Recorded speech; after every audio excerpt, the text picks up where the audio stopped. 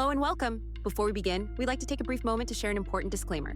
The views, opinions, and statements expressed on the Rascals Lounge podcast are solely those of the host and guests and do not reflect the views of any organization, employer, or sponsor. This podcast is provided as is and is intended solely for informational and entertainment purposes.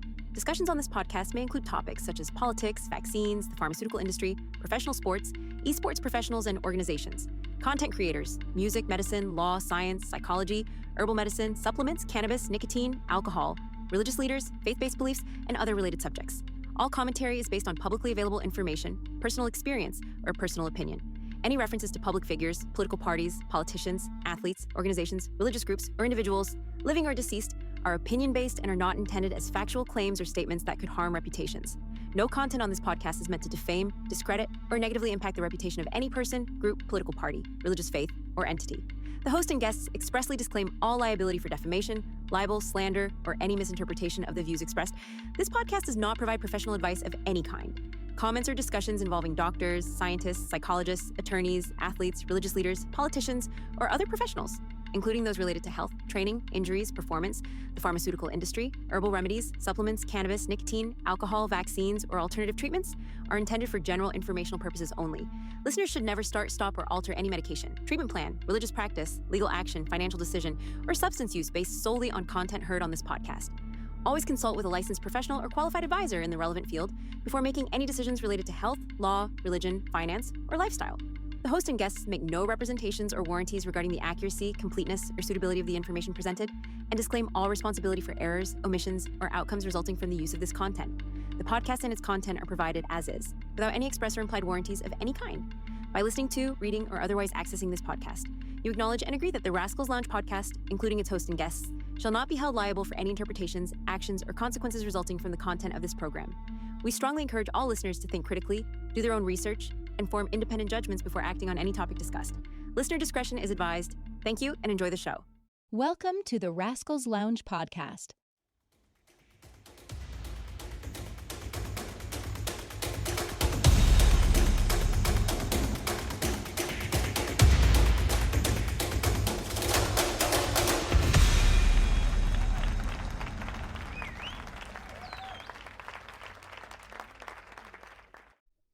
So William, man, thank you for coming on, man. Finally, it was really hard for me to get other people that gone through NDE on a podcast. I'm saying they're the worst. I could get professionals, pro players, esports, singers, famous musicians. I could get them on the podcast. They're not that complicated, but to get someone that's had an NDE, let me tell you, it's tough. I believe you because, it's funny. Yeah. Even I'll get into it later, I'm sure. But I was a streamer. I used to play League of Legends, and if you know anything about that game, it's so toxic. I feel like God has almost been molding me for this moment because I've been called every single thing in that game. So I'm like, whatever, call me crazy for having a near death. It's not even half of what I've heard. Whatever. So I'm happy to be here. Thank you for having me. Oh yeah, man, pleasure, man. Thank you for coming on, man. Honestly, it's an honor. You started with League of Legends, or I think you started. I saw one of your testimonies. It was actually through Vlad. Yeah, Vlad, God's Voice Today. That one did pretty well. Yes, sir. And when I saw, because I watch his stuff, and then when I saw your episode, what caught my attention, he says, streamer, gamer, ND. I say, wait one second. I know all the gamers around here. I mean, I don't know all, but I know quite a bit. And then when you gave your testimony, I was like, dude, this is crazy. So let me check him out on Twitch if he's online. Then when I go on, you weren't on. So I was like, okay, I'm going to just wait a moment, give it some time, see if I could catch you when you're live. But the good thing was that you have Discord, and you mentioned that you had Discord on that episode. And I said, oh, finally, there's going to be a way I could contact him. And then when I reached out, I thank God you reached back, because there's some people, man, they just don't reach back. I can only imagine. And, obviously you've had a lot of guests and some of them are big, but yeah, I wasn't like in the if you know anything about, obviously we're speaking to a bunch of gamers out there, the League of Legends, we're kind of like siloed off in the corner. We're a bunch of the weird kids because it's a game where like truly people will spend their whole lives doing it. And so I had started in college like 8 to 10 years ago. I was a Twitch partner. At my peak, I got, if anybody knows, do you know the name Yasuo at all? Mo from the League of Legends days? No, I think I heard of that name, Yasuo. It's Yeah, with a Y, right? Yes, sir. Yes, sir. Yeah. I kind of like, I heard, don't call me sir, man. I'm not that old. You may see a little bit of gray I'm hair, in but Tennessee. no. Sorry, it's just in my blood. Yeah, no, I know you do it out of respect. No, yeah, so I think I heard of him. Yeah. Yeah, he was doesn't really matter, but he hosted me, so like my peak I had 20,000 people watching me. I used to stream in front of anywhere from like 100 to 300. I was never a big guy in the scene, but I was big in the League of Legends community. I played just a champion named Udyr. I was challenger. It really doesn't matter, especially knowing what I know now, but that was kind of what I did. And I'd started, I don't know, 6, 7, 8 years ago doing this. And I took a break, life happens. I went to school and then I graduated, got a job and all that. And then I tried coming back to streaming because I did the route where like I streamed in college, had kind of a following, went into the real world, started working jobs. And I was like, oh, this is really boring. It still is. I've still got a job now. I work as a compliance banker. It's dull, but it pays the bills, Wait 1 second. I don't mean to interrupt you. You went to college? How old are you, man? Because you look very young. I'm like, wait, this is confusing. I got the Justin Bieber hair and all. I'm 27 years of age. I guess I should have started there. Okay, you look younger than 27, man. You would have the fooled hair. Me. We'll take it. I used to have, man. So you went to college very early at age then? Yes, I was. I was very blessed. My parents, they helped put me through it, and then I had to save up some money and go through it. But I went to Vanderbilt. I'm going to get into some crazy stuff out here, so I always have to preface it by saying, like I'm not completely wacko out there by society standards. I went to Vanderbilt. I was an economics major. Got a 36 on the ACT. So I was doing the thing. I was working at a bank. I did insurance for a bit, but none of that really made me happy. So I said, let's try going back to streaming. It's a cool gig. I tried that and it didn't really fill my cup. Obviously, I love video games. Video games are fun. And I'm hoping there's video games, in the final version of Heaven. We'll see. But it just, there was something I was craving deep down. I didn't really know what it was. I was having fun, and I obviously, to this day, still love my Twitch community, and definitely a lot smaller since my near-death experience, because I do think a lot of people don't believe me, but I was streaming one day, and I was just on camera, and just my near-death experience, you'll hear a wide spectrum of them out there. I tell people mine's a little dulled down in the grand. People claim to have seen the flames of hell and all of this and that. People claim to have seen heaven, and I believe them. Mine was not that. I was just playing on stream. I had my webcam off because I was getting, as the kids say, a little sweaty. I was a couple games away from the highest rank in league is challenger, and I was really close to that, so I was really focused in or whatever. And I tell people physically what it was a heart attack. That's the language. I think it was more of a spiritual death that happened, but what happened was I was in the middle of the game, and my heart started beating real quick. Sweat started pouring out of me. I've never experienced or even heard of one of these things. I really didn't have heart issues growing up. I was a track runner and like swim captain and all that, so I was somewhat in shape, but my heart started beating really fast. Sweat started pouring out of me. Ringing was so loud to where it's all I could hear. And then I laid on this floor behind me. We've got carpet, but it used to just be hardwood at the time, so I just laying out. I was trying to cool myself off because I was so hot. And then what happened next was my spirit popped out of my body. I'm sure you may have heard from these other testimonies, but when something like this happens, it changes my whole and anybody's worldview in about half a second, because I didn't believe in anything. I was kind of materialistic in the sense I had a big question mark on the topic of religion. I never said it couldn't be real, but I also never said it is real. I didn't know what to believe, and I'd never taken the time to investigate. So my spirit pops out. I was kind of like tethered in two places at once, and that immediately taught me real quick, there is a spiritual realm, there is an afterlife, there is something bigger we don't understand, And frankly, I had gotten it wrong because I had never taken the time to look into this stuff. It's funny as soon as you say the J word, Jesus, it's the line in the sand. You'll lose viewers, and it's kind of one of these things where people. I don't think people understand the good news of this stuff being real, because if it is real, there's a place called heaven, and we can go there. We can opt into it. So now, go ahead. I have a quick question. During that stream when that happened, because I'm an EKG specialist. Oh, nice. So I work in the medical field. Yeah, I'm trying to figure out what kind of went wrong with you, because there are some things that could go in your heart. You could have had an AFib, or you could have had a flutter. You feel your heart, feeling fluttery. Right. That's some serious stuff, man. You could have died.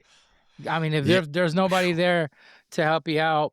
But were you drinking any energy drinks? Were you on a 12-hour stream pulling 12 hours, or what kind of happened? I mean, were you drank, what was it that you had? I mean, I don't know. Were you drinking any energy drinks? No. I obviously love your medical perspective. I had to go get an EKG after all this. I went to the doc. At the time, no. So all I had was coffee. I am very transparent during that time, because again, I was making one of these pushes or to the high ranks, because I do not like playing video games like that anymore, because it's just I enjoy them for what they are. But point is, I was mainly just drinking coffee. I'd been streaming a lot over the course of the previous week or two, so I was doing 12, 13-hour shifts, if you want to call it that. But I was overworking myself for sure. All I had was coffee. I wasn't drinking energy drinks. I hadn't really had alcohol. One thing I'm very transparent about, I used to smoke those little weed dab pens all the time. So that's probably the one thing. But in terms of the heart, I never had heart issues. I had experienced 3 months leading up to this for the first time in my life. My partner and I, we were driving up to Chicago, and, she was sitting in the passenger seat to the right of me, but I had started feeling heart pain for the first time in my life. And I thought it's because I had drinking a coffee and we were driving to Chicago. And I don't overdo coffee. I talk a little quick and I'm out there and I'm ADHD, but I try not to overdo coffee. So it was almost like a gradual buildup to this. And, thank God every day, because I went to the doctor after this event. I was scared for a month or two, still trying to figure out what had happened. And I was even telling my partner, I downplayed it. I told her I had heart flutters and that's all this thing was. But it was full on heart shutting down, body getting hot. It was so intense. It's hard to put in words. It was kind of scary. Again, I didn't really feel. There was definitely heart pain during this thing, but it was more just what I remember is being so hot that there was just sweat from toe to my head. It was just pouring out of every pore in my body. So to answer that, I hope I answered it there. Did I get you? No, you're good. You're good. That's the hard. What did the doctors tell you afterwards? Did they say, "Hey, you had this type of episode," or did they concluded that it was a heart attack? Allegedly. I don't know. So they didn't name it because they weren't there. And I waited a month or two before coming in. I was truly part of me, there was a lot of fear. I was I thought I was going to go in and they said, oh, you're going to die in the next month type thing. So I was almost afraid of getting that news. So I had waited. Yeah. But when I went in, they gave me an EKG. We did a blood panel. They also strapped me up with one of those heart things for a week. I don't know what they're called, okay. but they were monitoring my heart for a little bit. Monitor. Yep. Yep. And they concluded they couldn't find anything wrong, which was wild. They didn't believe my story almost.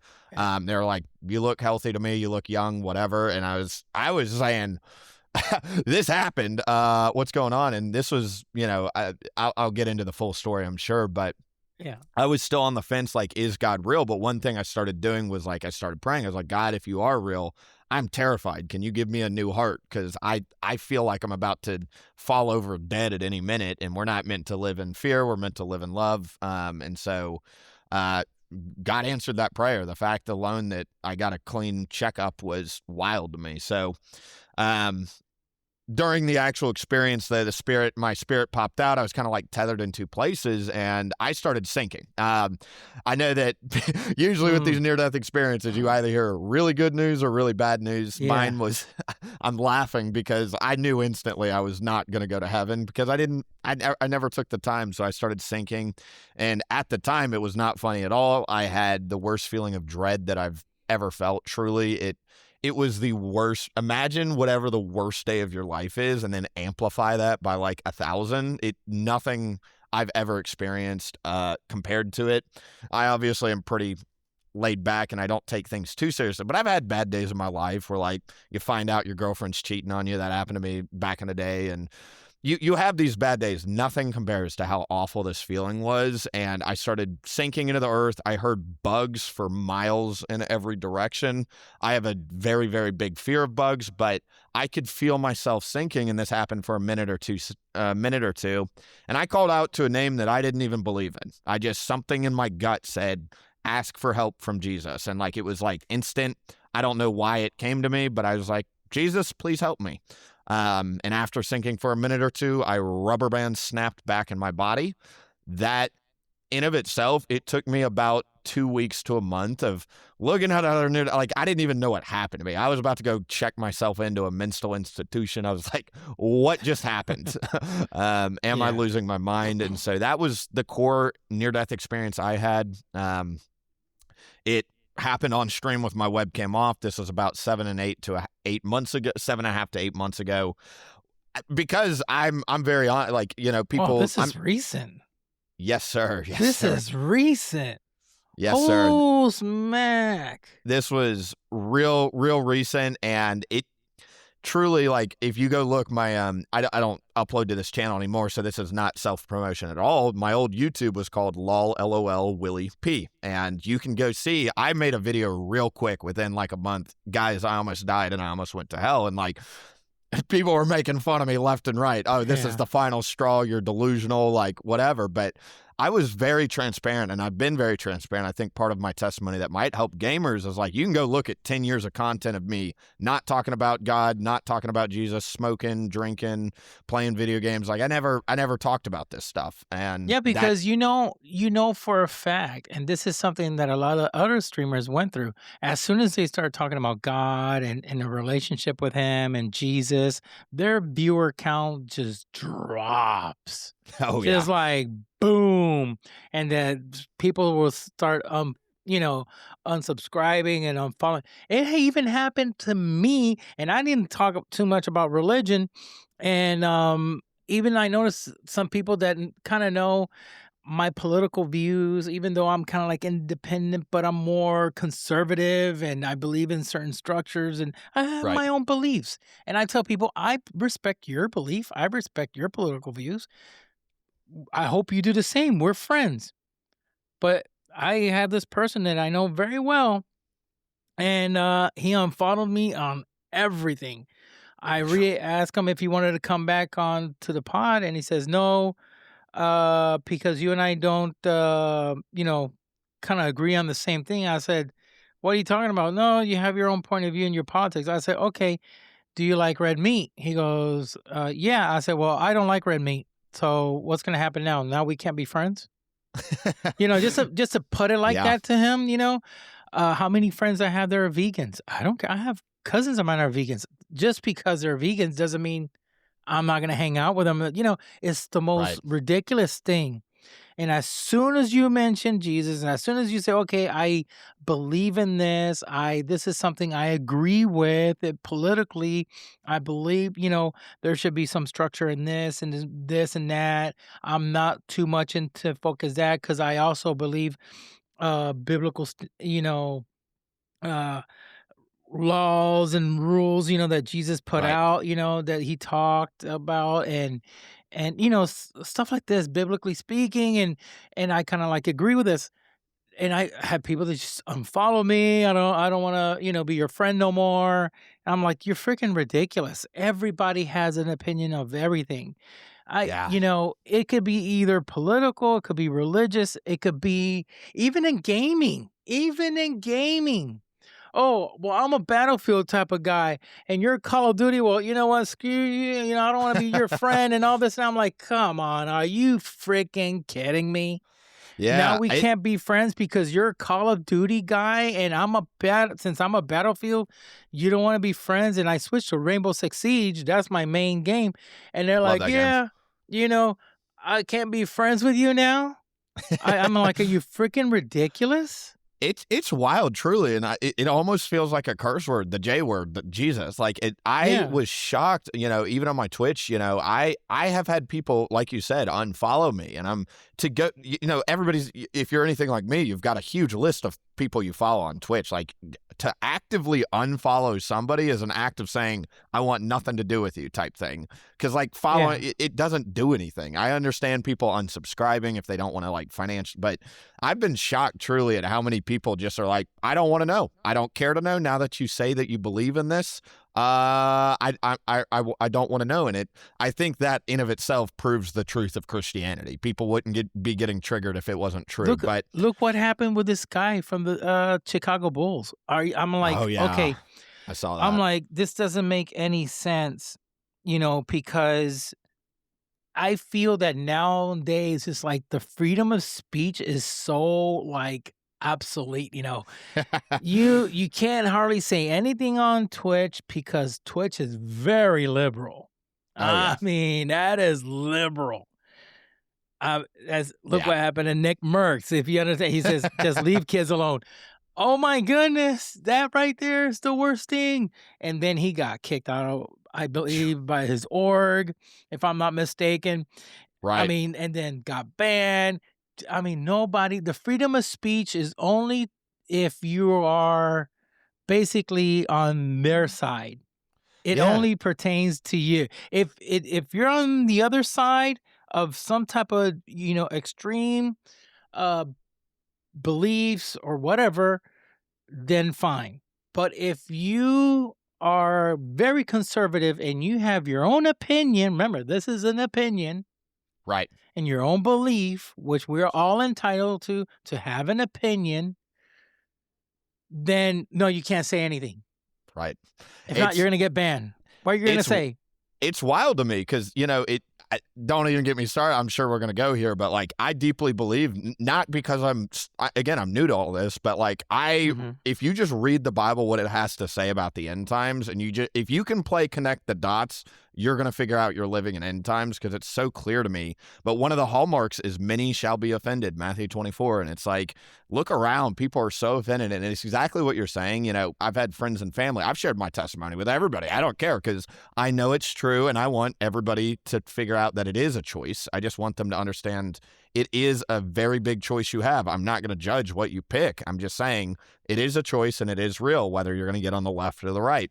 And it's people, I'm sure you've dealt with this too, like anytime online, especially on Twitch, they'll start hitting you with your homophobic, anti-Semitic, and it's like, I'm none of those things. I'm pro-Jesus. That's it.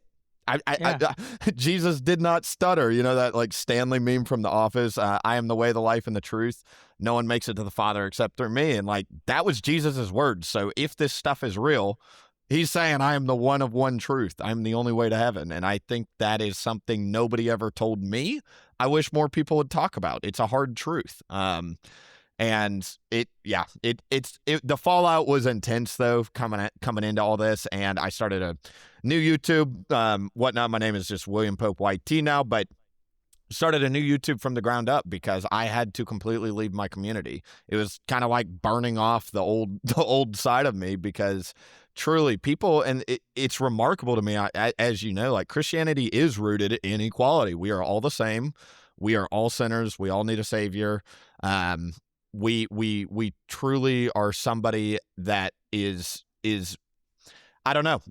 The bucket is the same. So after that fallout, after my NDE, I tried to warn people that didn't go well, but it took me about 2 weeks or so to get to the point where I truly figured out that there were other people who had near-death experiences. I mean, I started taking days off work to just watch what other people had to say about their near-death experience. And I'm a big numbers guy, right? So as the denominator keeps going up, you have to start seeing the through line and saying, wait, if a Muslim's saying it's real, if a gay man is saying it's real, if a Hindu is saying it's real, if a New Age spirituality is saying it's real.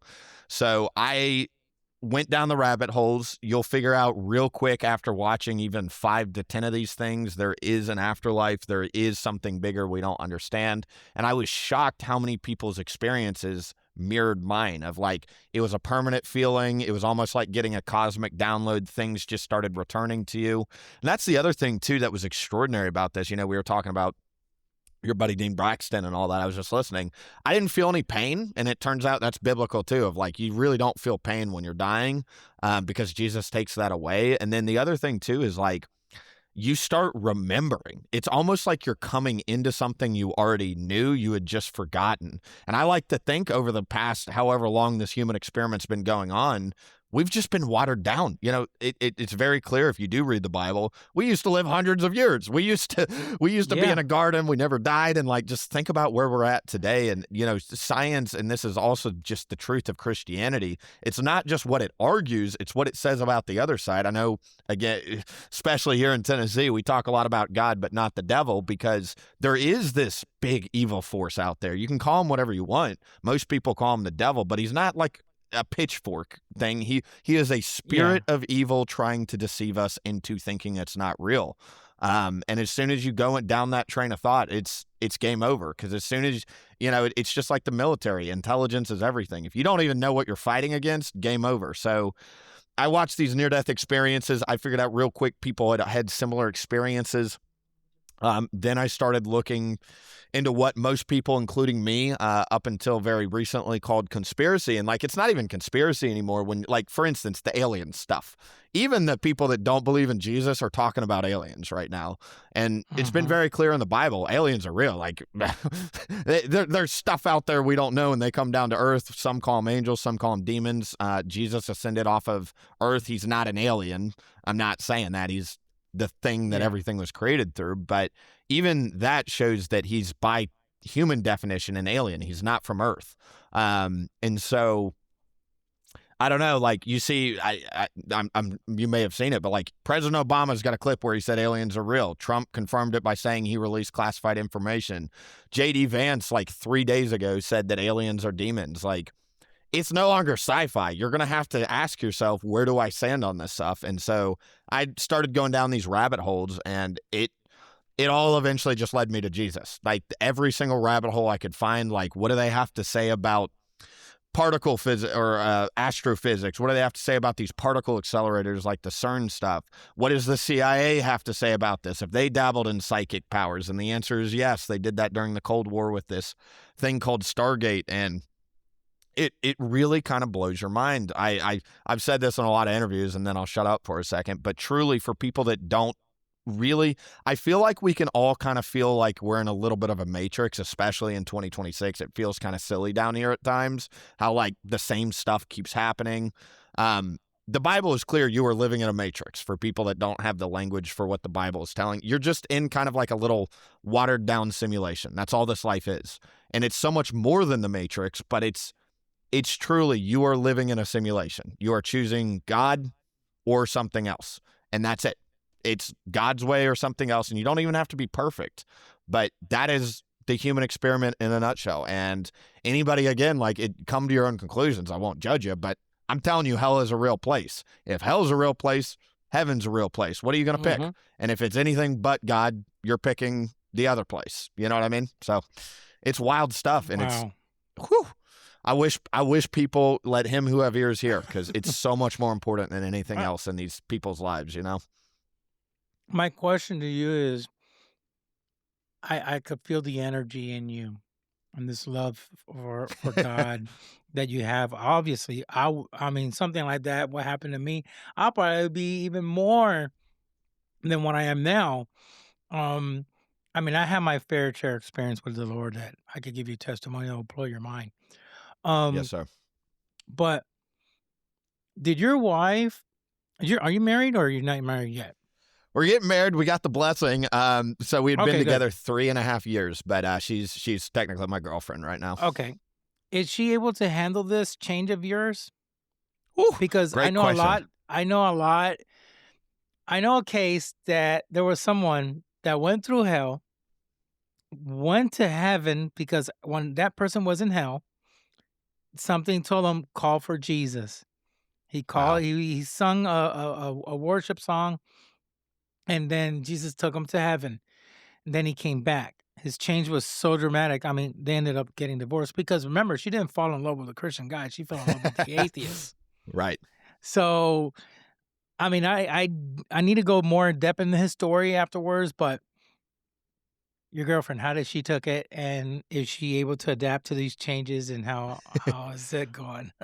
Yeah, good question. A lot of people are interested in that. Yeah, because it is 100% a radical change. She signed up for an agnostic video game playing, money chasing boyfriend, and she grew up Catholic and turned atheist for 15 years. Her sister passed away when I think she was 9 years old, her older sister. So she had a lot of issues like, how could God allow something like this to happen? And it pushed her down this pipe as she, or path as she likes to tell people. The Catholic to atheist pipeline is thick, so she had a lot of like shame and guilt that we're not attacking our brothers and sisters in Christ, but there's just a lot of doctrine in some of these institutions that I do deeply believe goes against the Bible. So she was very much shocked. She was out of town doing business. I think she was up in Chicago again. That's where she's from. It was funny. I got a comment one time where he was like, I know why the Lord was sending you to hell. It's because you said you were driving with your partner to Chicago. And he's like homosexual. And I was like, whoa, chill. So she's just from there. But she was up there with her parents, out of town on business. And I started calling her and texting her. I was like, Nora is her name. I was like, Nora, I think we got this wrong. I think there's something bigger we don't understand. Do you remember? Because again, I was telling her I had a heart flutter. I was kind of afraid to tell her the whole story.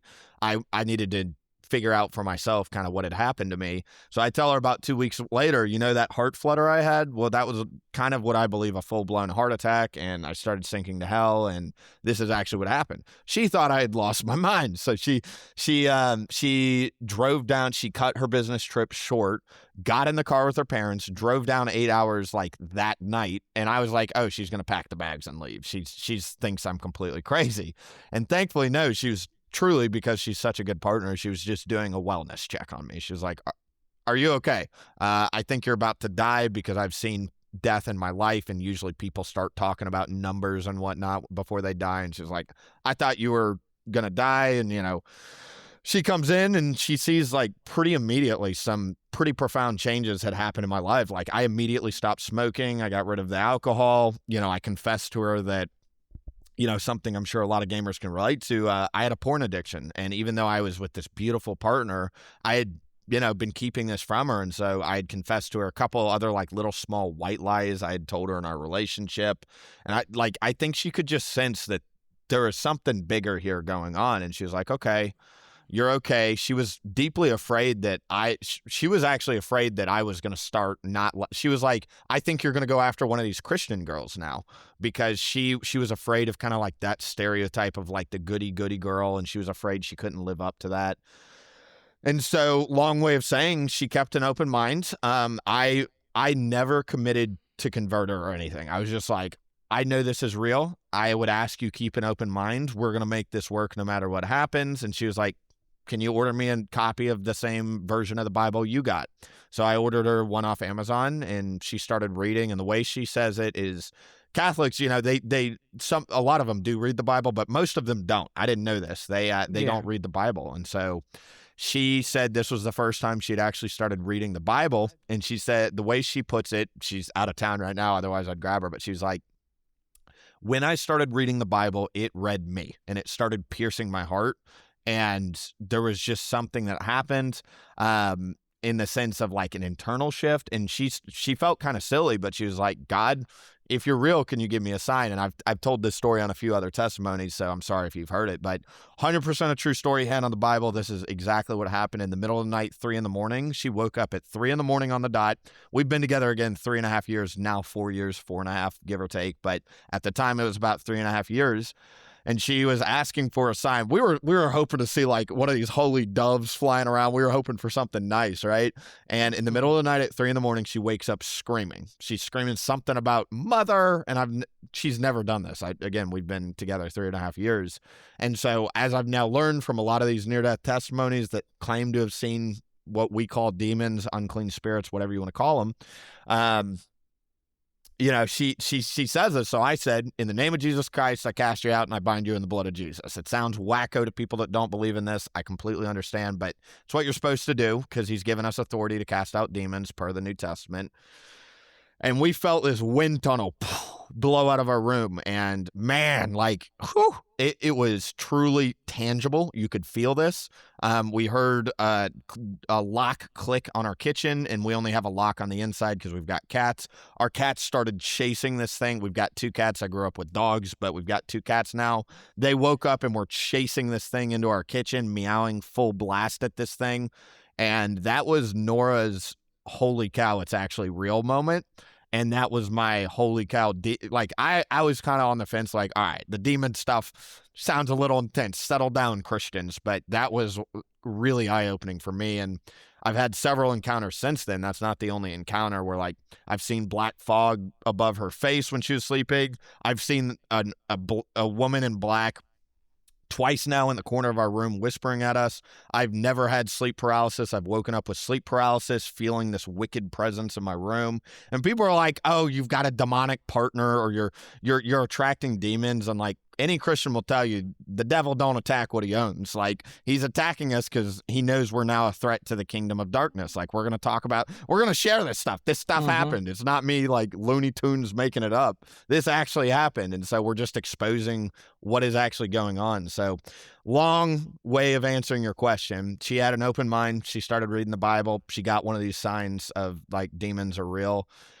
And she's, through the grace of God, I tell people my story is not about me. It's about the grace of God. I shouldn't even be here talking. I should be in a place burning right now. And so through the grace of God, I've converted my life to Jesus. She's converted her life to Jesus. And man, God has been so good to us since. I don't need to get into it. All I'm going to say is if anybody out there is stressing about anything in your life, God has answered many prayers very quickly.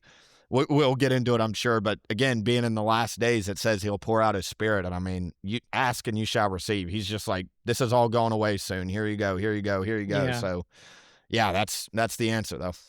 It comes to a point that, like, I even try to tell a couple buddies of mine these are pro gamers. Right.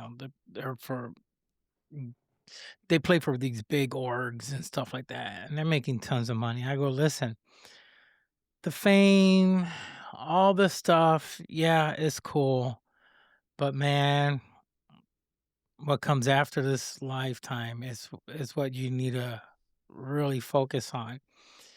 God is real. Hell is real. I'm going to tell you this 100%. This is no joke. The way you treat others, if you don't have love, if you don't, believe in Christ, all this is, man, you don't know, man. Right. And what's really crazy, I had a buddy of mine that we used to work together in a hospital, and now he left. He's no longer working in the same unit. He was a skydiver, a professional skydiver. He'll train Wow. people. He'll do those Korea, I don't know what it is that they do, those shows that they do up in the air with a bunch of people. Oh, that sounds like a dream job, honestly. Yeah, he would just do that, jump off a plane and just do all I don't know what the heck. They do some shows and stuff. It was pretty neat. But him and I, he was the only person I was able to talk politics with. We'll talk about religion. We'll talk about everything.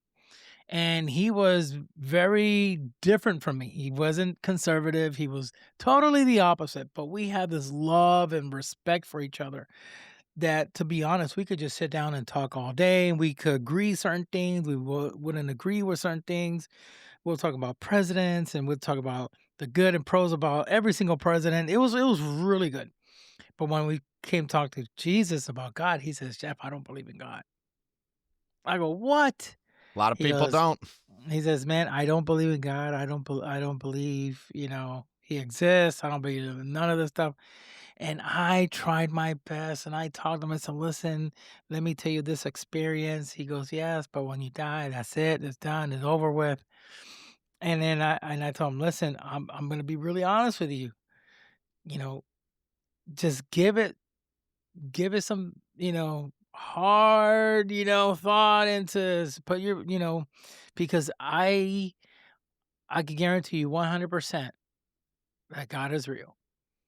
Amen. And you're gonna know sooner or later. You're gonna know." But guess what happens? Like, I think 9 months later, almost a year passed by. I went to a different hospital. I stopped working for this particular organization. I went to another one, and then I received a phone call from a buddy of mine and said, "Hey, your friend had an accident while he was skydiving." Oh, man. I'm like, "Oh man, no way." He goes, "Yeah, they were doing a show, him and 10 other people. When he was coming down, his parachute opened up halfway, didn't open up fully. So it was going down, very fast, but since it opened up halfway, it wasn't going, basically full speed. They're trained to, when that happens, if you're going to land on something. Right. Even though if you land on a tree and you're going to get a branch stuck in you, you rather have that than you to land on concrete. Yeah. Because Makes you sense. land on concrete, you're dead. You're going to die immediately. So he landed on a tree on this big bush. And far as I know, nobody knew anything after that. That he was still alive, and he was at a hospital nearby.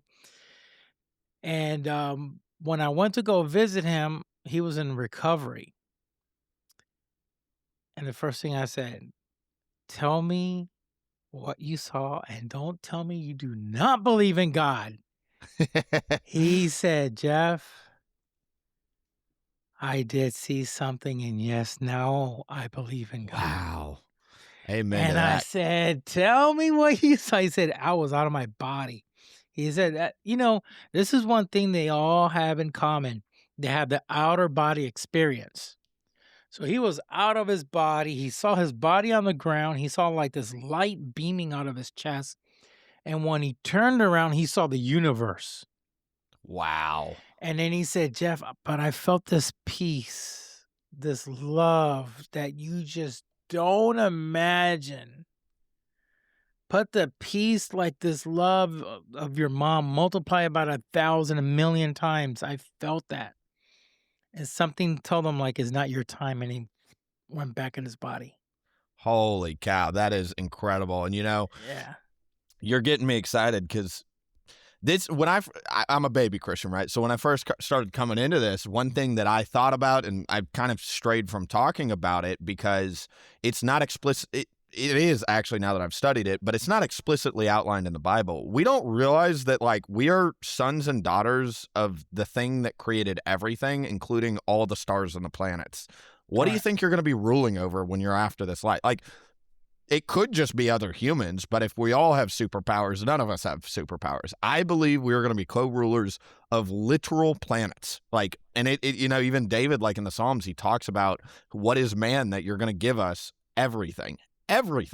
And it's so unimaginable thinking that we just have a short time down here. This is just kind of a free will test, is the language I use. You're just literally getting tested on your free will. And God is, there's so much theology surrounding what is actually going on with the human experiment. Like, he's solving the free will paradox. He's solving the good versus evil paradox.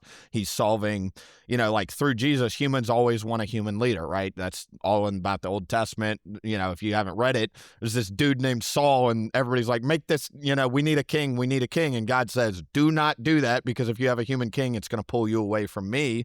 What did Jesus do? Well, he's a divine human king. So he's solving that paradox. Like, we don't, and there's even a verse, if you go look at the original Greek, all of creation is aching and eagerly anticipating this human experiment to end.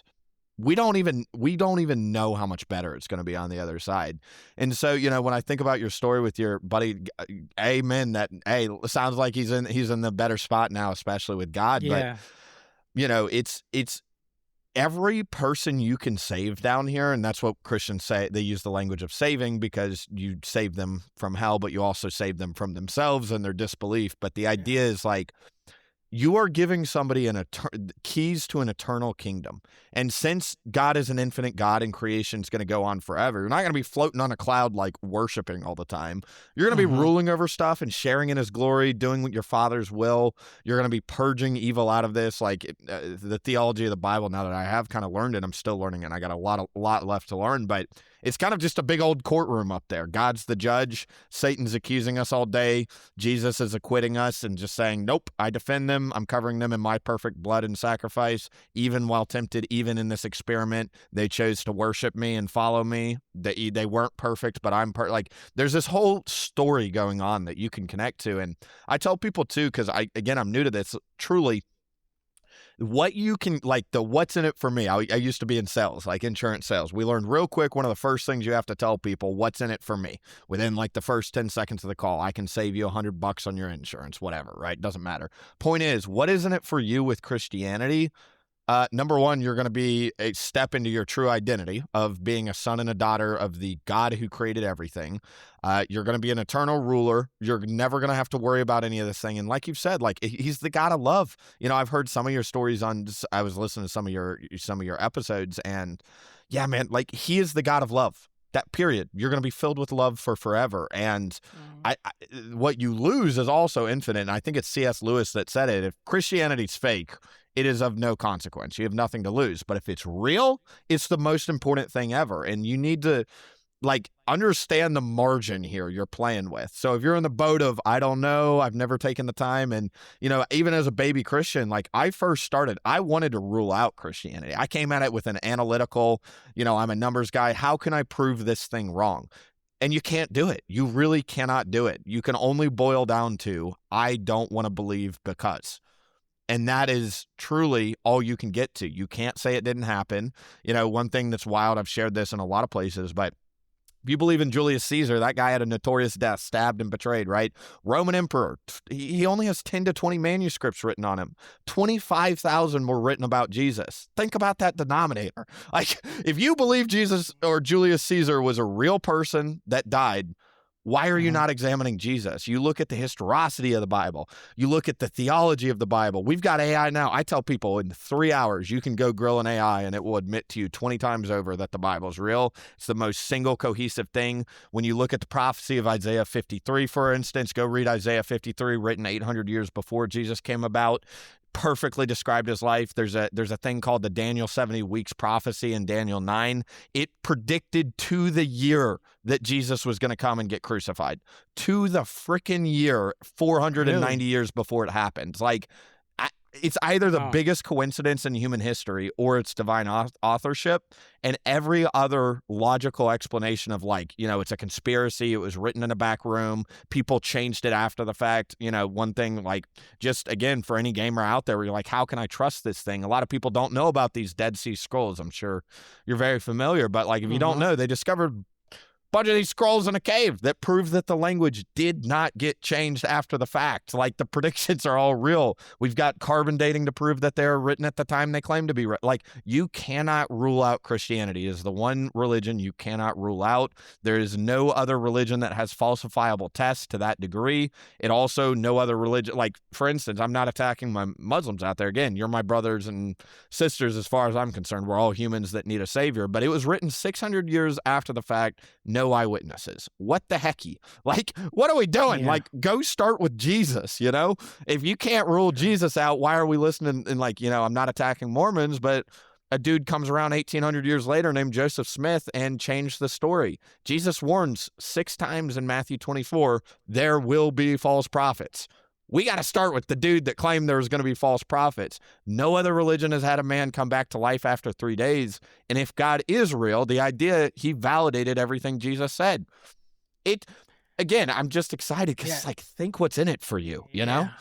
Look, Dean told me, says, Jeff, it is so easy for me to prove that I died. I could prove that and everybody would believe me, no problem. Because in his case, he died in a hospital. So he has the medical records. He was clinically dead. Wow. So he has the medical records. He has everything, that even time of death as well. He says, for me, that's the easy part. The hard part is to tell him where I was at. So when I told him I saw Jesus right there, it's like, oh, well, I don't know now. Well, I proved to you I died, but you can't prove to what I saw. Yeah. You know, so it is really, really crazy that when it comes to Jesus, that's the moment that people put their boundaries. Okay, well, what about other religions and other gods? Well, if it was true, then a lot of people with these cases of NDE, they will see this up, other gods, but they don't. And they always end up either, 2 places. Either you go to hell or you go to heaven, or sometimes they will be out of their body and they will hear a voice saying, it's not your time, and you go back. But it's very interesting that as soon as you mention Jesus, that's where they draw the line. It's the through line. It's crazy.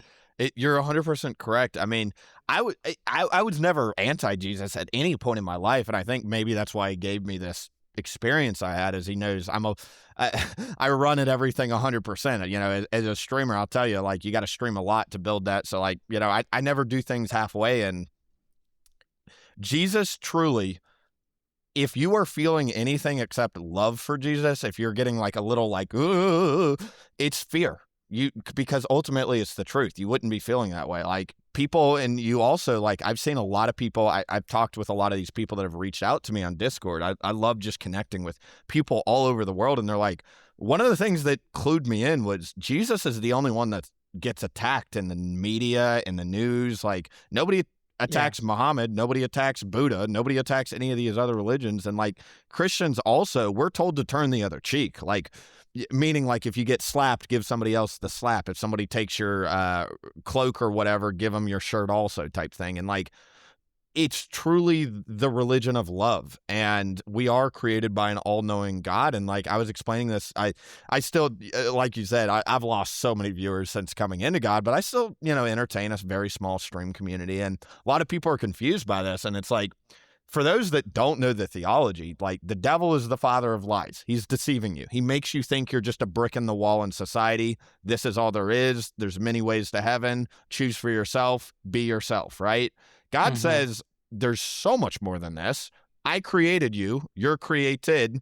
Even in the Bible, there's a verse about this, but I heard one of these apologists, rather, he was talking about this. When you look at a building, you can very clearly say someone built this thing. How about when you walk outside? Well, does the judge cannot be the jury hold up in every other area of life, except when it comes to our own, like, sin and shortcomings? Can we be the judges of ourselves? Probably not.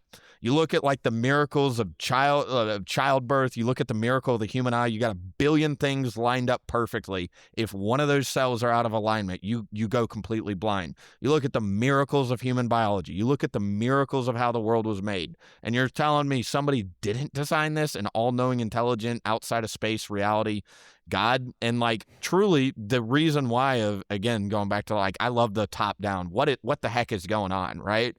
It's because Satan is trying to crack the code of us as children of God. He is furious at us. He's getting replaced. I think Isaiah says the devil or whatever you want to call him, right? He used to walk amongst fiery stones. Most people interpret that to be planets. He was about to lose his job, essentially, because it says in the Bible, angels are going to minister to us. And I know this is out there for a lot of people, but understand the inheritance that's waiting for you. It's the story of the prodigal son. Like, you are going to be a ruler for eternity. What are we doing playing with sticks and rocks down here? And I love video games. I think many gamers, we can relate. Like, I got into video games partially because I was like, it's more entertaining than this kind of silly world we live in at times, right? I like using my imagination and this and that. And I'm like, that now take that exact reason why most of us got into games in the first place and amplify that by a million. That's what reading the Bible is. It's the cheat code to life. Like, we don't even know how big of a deal this is. All of creation, the physical creation that is waiting for you to come home and step into your identity. That's it. Wow. It's, whew, I can't wait, brother. Like, and obviously, Jeff, you've been doing this for a long time. You got a boatload of eternal rewards waiting for you up there. I'm excited to see you up there at the feast, I mean, I do my best and I try my best. Even especially with these young kids, I mean, time goes so fast. I remember when I was young, and I'm like, man, but I could reach out to them and talk to them and give them advice, and help them out, because I know Jesus is the way. I had my experience with the Lord that it's like mind blowing, and I even told Dean Braxton, I was one day I'm gonna tell it to you so you know. I said it before on a pod. One day I was at home, closed my door, my room. I was all by myself. The kids were in their bedroom, just I think they were playing video games or something. I think it was a day I picked them up from school. I can't even remember, but I know I was on my alone time. I put the music on, praise and worship, and I just started praying to God and just praying and talking to Him. And what I do is, instead of being on my knees, I like to walk and pray. Just praising Him, raise my hands, and then there was a moment that I just opened up my arms and I stopped and I looked up at the ceiling and I said, Jesus, do you love me? And I said, Jesus, I'm sorry. I know you do. I just don't mind me. And then I opened up my arms again and I said, Jesus, do you hug me? And I did the gesture of like I was hugging Him, I said, Jesus, I love you. I hug you and all this and that. And I said, but do you hug me? And I said, I'm sorry, Jesus. I know you do. So I just continue my prayer. Well, 6 months passes by. 6 or 7 months. It was like, it went up like close to December. I haven't gone to church. I was going on and off. Like 1 month I'll go 1 or 2 times and then I don't go back for another couple months. Right. Just because of work schedule and I work every single Sundays and stuff like that. So one day I told the kids, hey, let's go to church. It's been a while. It's been like over 4 weeks we haven't gone. And they're like, yeah, let's go. And so we went. When we get to the church, it was like almost empty. I was like, wait, what happened here? And then you see some members coming out. So all the service is already done, but they're praying inside. If you want to go get some prayer. I said, but doesn't service start now? Yeah, but we have a special guest, actually from your island. Where you from Puerto Rico. I'm like, really? They're like, yeah, she came over. She gave the sermon and all this and that. I'm like, oh man. So I looked at the kids. We're right at the doorsteps of the church. And then I'm like, we missed the service. So they're just praying and they're, and they're going to say goodbye and they're going to end it. So we started walking back to the van. While we were walking back, a member came out. I think it was the pastor's wife and says, Jeff, is that you? I'm like, yeah. Hey, how you doing? Come on in. I know you missed the service. We had a special guest because it's for the month of December, but just go in, at least get prayer. I'm like, I look at the kids. We're almost inside of the van, and I'm like, let's just go in and just get prayer. So I go in. I sit down. we're all sitting down, and this lady, she was an evangelist, and she just praying, putting her hands on top of people, just praying. Something tells me, let me just go up front and get prayer. It's like this hunger, like go, Right. go, this push. So I'm trying to translate in Spanish, and I'm sorry for those that are listening. This is why I stutter quite a bit, because English I could speak it pretty good, but there are certain words that I can't. Sure. So I try to translate No, it. you do well. I wouldn't have never known. Yeah. So I go up front, go to the altar, and I notice that she's getting closer, and when she puts her hand on my head, she started speaking in tongues. And for those who don't know what speaking in tongues is, like your spirit is speaking to the Lord. It's spiritual. It's in the Bible. And the Lord speaks through her and says, "And you asked me if I love you?" I'm like, "Oh, Lord." "And you ask me if I hug you?" That's wild. Man.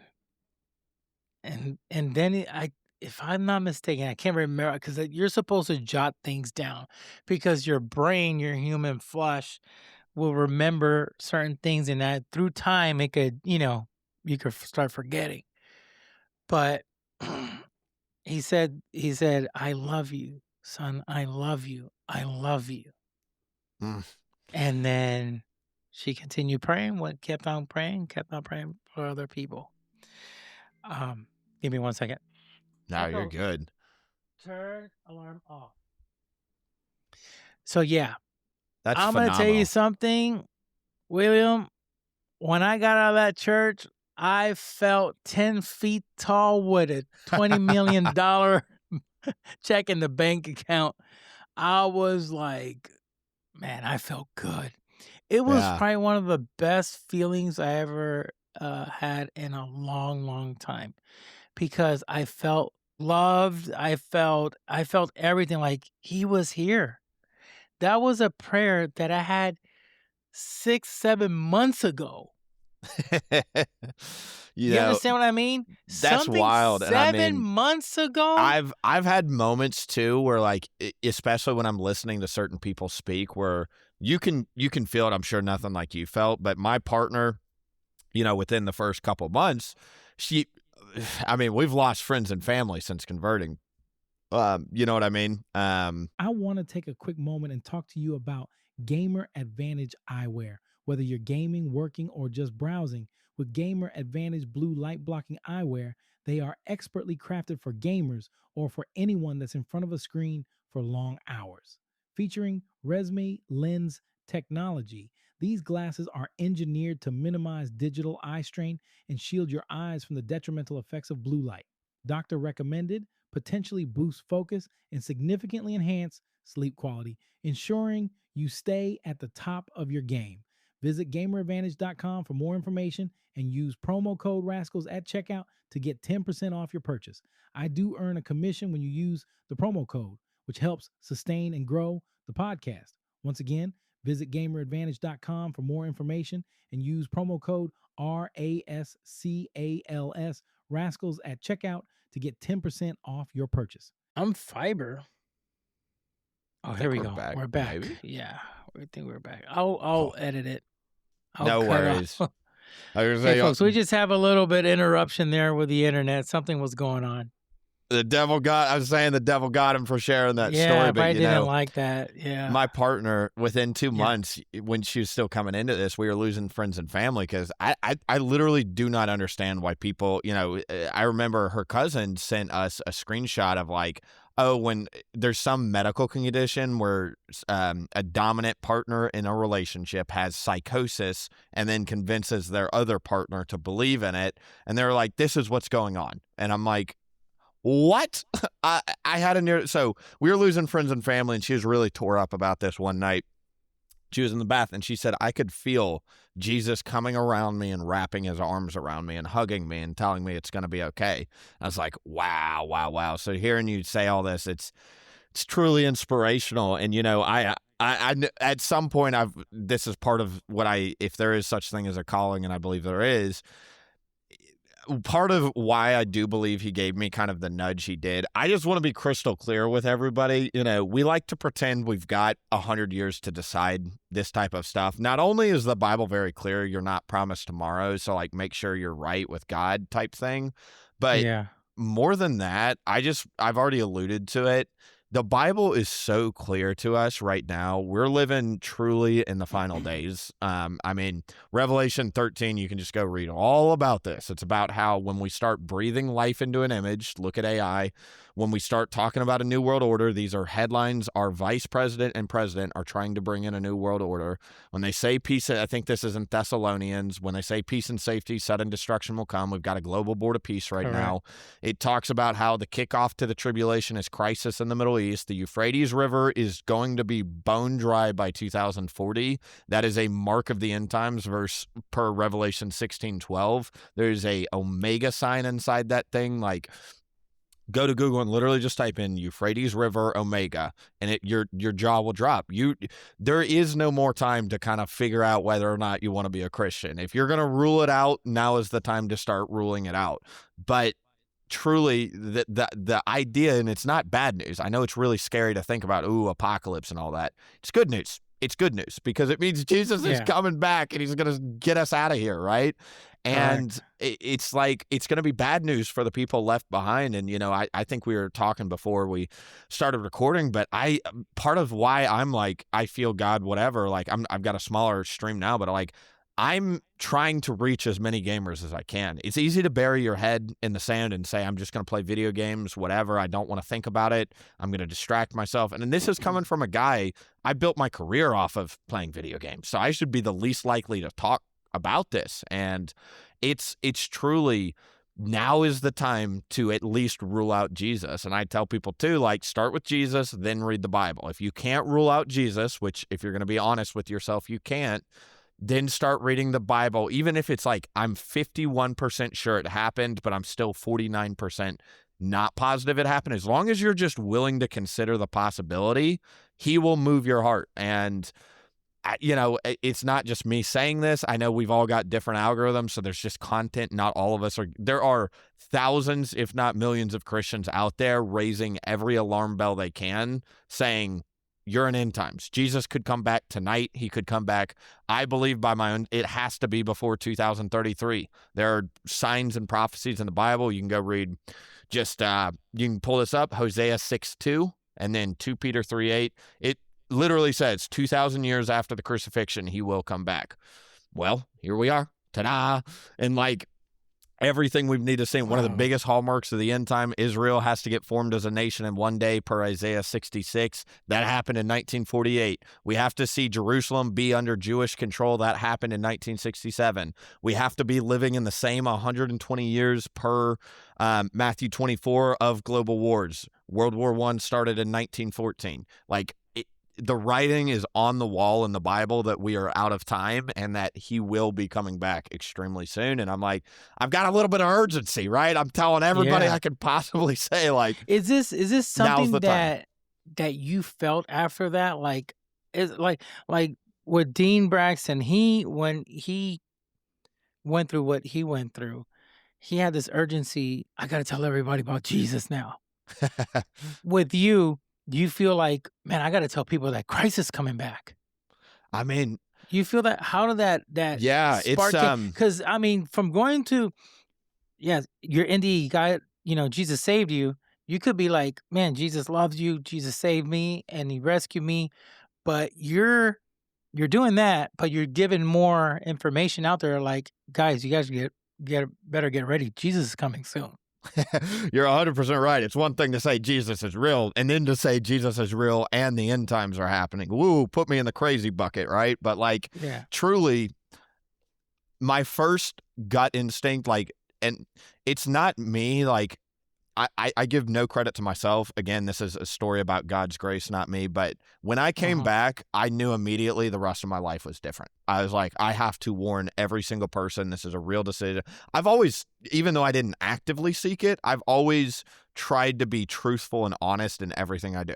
Even if you go back and look at that other channel, like, I made good content because I wanted to help people get better at the game. And so now that I understand life is just kind of like a game, it's like a little simulation down here. I'm like, I need to warn every single person. So when I go up there to heaven, he's not going to say, listen, I gave you an NDE. Why did you just sit on your hands and not tell people? He's going to say, well done, my good and faithful servant. They didn't believe you, but at least you told them, type thing. And then secondly, on like the end times specifically, I mean, I've always, the Bible's very clear. God's got special utensils is what he calls them. Like when you go to your kitchen, you've got special utensils for everything you do, right? We all have an assignment. And I have always been drawn to, like, the book of John is really theological. Revelation was the first book I read. Daniel's probably my top 5 favorite books. It's really a lot about the end times as well. I'm really, really, really drawn to the end times for some reason. And there have been moments where, because it says this in the Bible too, that people that haven't read it, like, the Holy Spirit is the teacher of all things. He will help you understand. And then there's been moments where I'm like, what does this mean? And it's like, boom, answer in my head. And I'm like, whoa, that is happening right now. And so I really feel God has put this on my life. You know, I'm a little bit younger than a lot of, usually when you think about these end times, they're like old people out on the street gone crazy talking about the end times. Like, I'm a little bit younger. I come from a streamer background. I've done the American education thing. I'm a white, straight, middle-class American. So, like, by every means, I have every reason not to be talking about this and just chasing money and still streaming, still playing League of Legends. But, like, since that day, like, I've made a vow, even though League of Legends was the game I played for close to 10 years. I was one of, if not the best Udyr players in the world. And I've completely dropped that game. And part of my testimony is I will never play it because I love Jesus so much more. Like, now that I know this is real, what he did for me, he died for me. It's quite literally like, there's a bus, you're crossing a street, you've got earphones in or whatever, you can't see a bus coming, somebody jumps in front of that thing to stop it from hitting you. That is what Jesus did for us. And it's like, once you understand a stranger died for you, oh man, there's no fear anymore. And especially, again, with the end times, just to wrap it in a bow, he's put a calling on my life to warn as many people as I can. I hold a position most people don't. I know it's unpopular, but theologians have talked about it a lot. I believe there's going to be multiple rounds to the rapture. I think there's going to be one at the beginning of the 7 years, one halfway through, and then one at the end. You can see the parallels with, like, there's 3 people in the Bible taken to heaven. I think it's Enoch, who is righteous and kept the commandments, so he's the first bucket. Elijah gets taken up in a whirlwind in the middle of the storm, and then Jesus comes as he's the beginning and the end. So I do believe there's going to be a time. I never in my life ever saw in that perspective. That's mind-blowing, because usually those 3 views are a lot of them go by the pre-trib, post-trib, Right. and the mid-trib. Well, pre, mid, and post. So, and then there's the big debate. Is Jesus going to come before, if he's going to come during, or is he going to come after? And I always been a pre-trib. My gut feeling, something just tells me, and I am going by the scriptures in Thessalonians. You know, Right. it kind of clearly shows that he's gonna take his bride beforehand. And the reason why I say that, you know, and there was one of the things I asked my pastor, that he's a professor as well, and he says, listen, if the body of Christ has to pay with their blood to enter heaven, then the blood of Christ is meaningless. It's Will nullified. be worthless. I was Yep. like, whoa. And He like, says, you yes, think about it too. you're not going to pay, because it says, you know, if they have to cut your head off or whatever, because you're not going to set the mark of the beast, so they're going to have to kill you. So your blood was the payment to go up there. He says, it's not going to be like that, because Jesus paid the price so you could get saved. Amen. And I was like, he shed his blood. For his blood, you have salvation. Yeah, and there's And I I was love like, the "Oh, Bible okay." because I've when it comes to reading biblical prophecy, if anybody does go down these rabbit holes, I encourage every single person to go read what the Bible has to say about the end times. Matthew 24 and 25, Mark 13, Luke 21, they're the same discussion, but they'll clear it in. The book of Daniel, the book of Revelation, a lot of Paul's letters, but it says God does not appoint us to his wrath, and Jesus is the one that pops the Correct. seals at the beginning of he's the lamb popping the seals. And then you look at, there's parallels all over the place in the Old Testament. Like the flood of Noah, he gets sealed inside the ark the same day as when judgment begins. Also, the story of Lot and Sodom and Gomorrah, he leaves the city and then judgment begins. There's a story in Ezekiel 9 where these men go storming through Jerusalem, killing all these unrighteous people, but they cannot start killing until the servants of God get sealed on their forehead. Revelation 7:3 literally says, do not harm the earth until we've been sealed. And God gives us exact instructions. 1 Corinthians 14:33, he's not the author of confusion. He will let you know when you're living in the end times. He'll tell you how to get sealed. He'll tell you how to get out of here. And I do believe 100% in a pre-tribulation rapture. But I think, because he sends back witnesses in Revelation 11, Yes. he's sending back, I believe, the 144,000 because they get sealed at the beginning and then they come out at the end. I think they're going to be down on earth waking up the remnant of Israel, like the Jews that are still denying their Messiah, because they're the first fruits of God. Like God will not forsake his people. So my theory is the reason he's sending people back is because there's going to be 3 rounds to the rapture. And it's a long-winded way of saying, like, what you're doing and part of my whatever my calling is on my life, I'm telling every single person I know, because when I'm gone, they're going to flood to your content. They're going to flood my content. They're going to be looking for Christian content creators that have been raptured. And then they're going to be saying, how do I get on the bus on the next round? And I'm just here to say, I deeply believe there's going to be the bus is going to come back to the station, pick up the kids, get people out that repent because it's a time of harvest. He's trying to get his people out of here as much as he can. Those that are willing to just say, you know what, I had this wrong. And I do think it'll take, some people are going to need to see 100 million Christians go disappearing before they're like, holy cow. And like my friends and family, they're I'm very open to everybody in my life. You are in end times. Don't be surprised when I'm gone. When I'm gone, hey, it's a seed planted, and maybe that day you'll get on your knees and turn to God. Because it's not an I told you so moment. It's truly God told you so. And God is being very clear. There's no time left. Like now is the time to figure this out. We're so close, and you know what kind of blows my mind is that, haven't you noticed ever since the thing that happened in Israel, the thing with what's the name of this terrorist group? Oh, Hamas. Yeah. Hamas that invaded and all that turmoil. Now, what I saw was a big, humongous shift.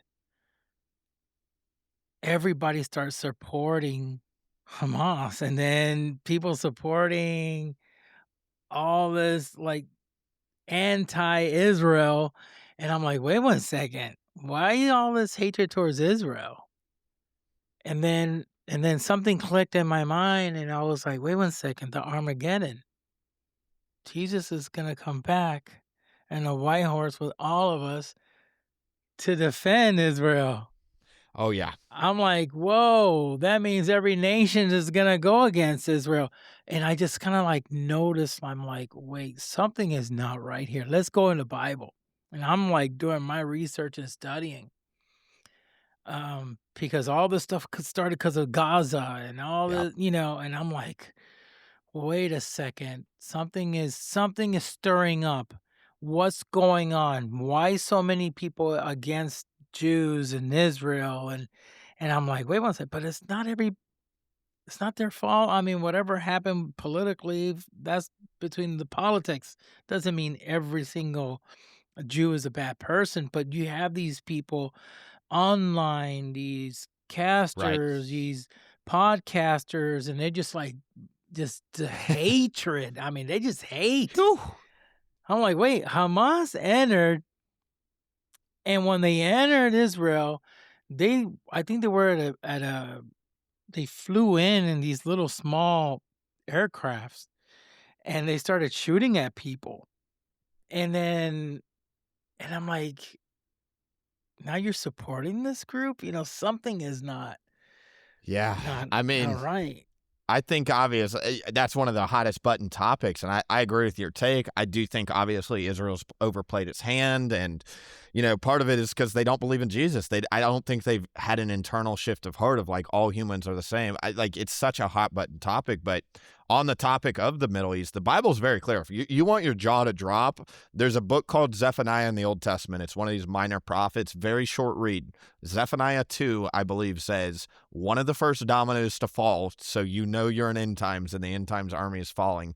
It directly says Gaza shall be forsaken, completely forsaken, destroyed, Oh, turned to really? rubble. Oh yeah, that's straight in the Bible. And it's like then there's essentially Israel's going to start getting attacked soon hereafter. Damascus is going to be a complete ruination. Wild stuff. And then like in Ezekiel 38 and 39, I just love the end times, so I loved studying this stuff, right? Ezekiel 38 and 39 is that prophecy of Gog and Magog. It's got some language, but it's about how Persia, which is modern day Iran, is going to unite and attack Israel. And specifically, who are they going to be their allies? Well, it's going to be China, Russia, Northern Africa, and Turkey. And if you go look at any of these news, all of these nations are backing Iran right now, at least politically, or they're on the fence. Hey, in the war, U.S. aggression is uncalled for. So the idea is we are going to see, theoretically, in the next 2 to 3 years, and when it happens, again, you're just another glaring red sign of the end times. All these nations are going to march on Israel. There's going to be coalitions starting on the other side, right? So like Israel, America, you're going to start seeing this form. It's going to turn into like a global conflict. And then again, what kicks off the tribulation is a 7-year peace treaty with Israel. And I believe literally we can see in real time these dominoes are falling. And I know people are like, yeah. Anytime there's conflict in the Middle East, they're saying Armageddon, the world ends. We are in a special time where every other sign on my new YouTube, I talk about this, but like when I say a sign, right? For instance, there's going to be a rise in earthquakes. That's been happening. There's been going to be a rise in famines. Well, there's famines all over. 1 in 7 people go starving, even though we've produced more food at this point in human history than anything else. There's going to be a rise in pestilences.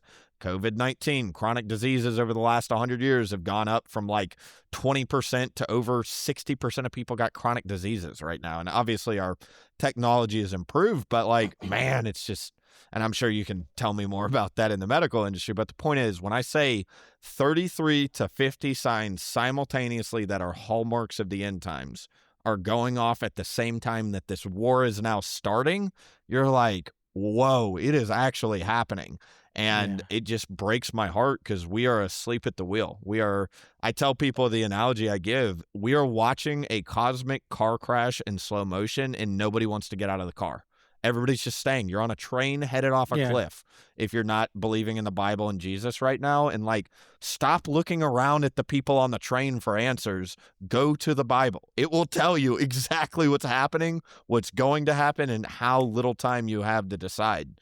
And that sense of urgency, it's not escapism when we talk about the rapture. It's urgency. It's like, get out, wake people up, save souls, eager. Like, I'm trying to live the best version of my life I can right now. I'm not messing around. I'm not like hiding in a corner trying to whatever, we're trying to tell people, hey, alarm bells are going off. Let's start taking it seriously. Please, for your sake, not mine, But hey, is what it is. Wow. Amazing. That's wild. Now, question. Since you're into the end times, I love the end times as well. I heard people say that Trump was the last president. Then I heard, a couple other things that, the reason why he lost this election, even though some say it was stolen, some say, well, God allowed it to happen because he wanted extended time so people could get saved because he is the last president. What are your thoughts on that point of view? Because I mean, I tell people, and I read the scriptures. The Antichrist is not going to be an American. No, I don't believe it's going to be an American. And then I think, if I'm not mistaken, I have to dig deep, and I can't find the verse, and I don't like to speak on verses if I don't have it. saying that the Antichrist, I think, rejects the love of woman. Right. So now we know what we're dealing with, but allegedly, I think I gotta dig into it. I don't know if he's gonna be Middle Eastern or if he's gonna be Israeli or what. What's your thoughts on that? Yeah, there's a lot to unpack there. I got a fun Antichrist theory I can get into here in a second. But on the Trump stuff, God is very clear in the Bible, and I think a lot of Christians conflate this, and this also pushes people away from Christianity. God works through appointed leaders to accomplish his will. Doesn't necessarily mean the leaders themselves are going to be what he wants, right? So like you look in the Old Testament, right? He used the kingdom of Babylon to exile his holy people. So he used a wicked king to accomplish his will, and then he eventually tore down the empire of Babylon. When it comes to Trump, I believe he's playing a very big role in what God is. Trump has gone on record, and like military officials have come out. The reason this Iran war is happening, and there's a direct quote, Trump believes he had a dream, a vision. He has a mandate from God to bring in Armageddon so Jesus can come back. Now, I'm not here to judge anybody. Ultimately, it's not about Trump, but I do believe that in the times we are living in, if Trump were to get reelected, which he can technically run in 2028 again, if that were to happen and a global financial reset happened, that sets the stage for somebody to come swooping in and create a new system. America itself, there's a woman depicted in Revelation. You can read about it in Revelation 18 and 19, and there's all sorts of parallels in the Old Testament. So there's this woman riding a beast, right? And this woman is going to be a religious empire. I've got a video on this. But then there's the beast itself is a commercial empire. This commercial empire is going to sit on 7 hills. You look at the fact that Washington, D.C. is built on 7 hills. And listen, I'm the most American out here. So Americans, just buckle up for a second. I'm not attacking you. I'm just saying when you look at the biblical account of what Babylon is going to be, it's going to have a city where you can buy absolutely anything and everything. I like to think of the New York Stock Exchange. It's going to be a country that touches many waters. It's going to be a country that gets formed very quickly in the grand scheme of the last 2,000 years. It's going to be formed off trading the bodies of men. Can anybody think of a country formed recently that was built off slavery? It's going to be the commercial empire of the world. It is going to have some sort of currency that literally the entire world uses and goes after.